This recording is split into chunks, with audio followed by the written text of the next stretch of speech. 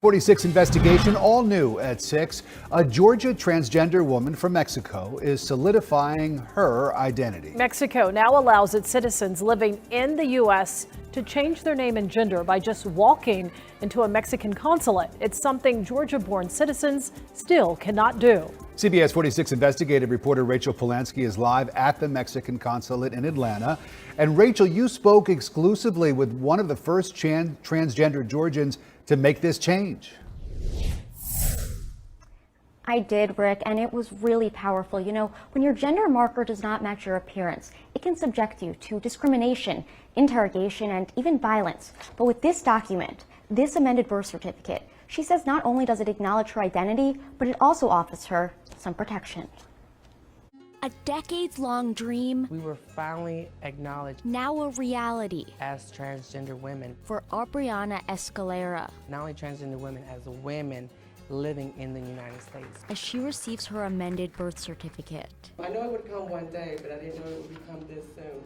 I mean, the joy in the room was, it was pretty special. From the Mexican consulate in Atlanta, even sharing a photo with the consul general. We are very proud of some of the very important steps that Mexico has taken in the past few years towards being progressive, towards recognizing the needs and the rights of everybody, including people with a mixed gender identity. Aubriana immigrated to the United States from Mexico when she was a toddler, spending her childhood in Savannah, Georgia. Me growing up, I've never been around trans girls like myself. You know, I never really knew trans girls existed like myself. Then she moved to Atlanta in search of the community she never had.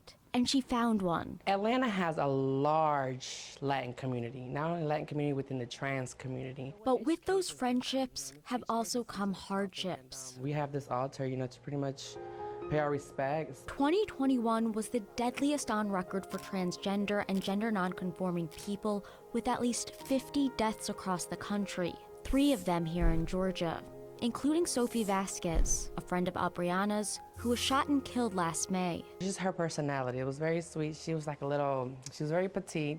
It was just cute, you know, it was, she reminded me when I was younger. In the initial police report, Sophie was named Juan Arrieta Vasquez, sex M. Officers said the reporting was based on sex and not gender. We were also told that the Georgia ID provided the name and sex. It's called dead naming, and Aubriana believes that legally changing one's name and gender marker can stop it from happening. If I was the deceased, I would not have to worry about being identified as just another male passed away who indulged in women's clothing. You know, it's not our life and it's not our story. CBS 46 Investigates wanted to know how updating identity documents in Mexico compares to the United States. And what we uncovered, it depends what state you were born in and what state you live in.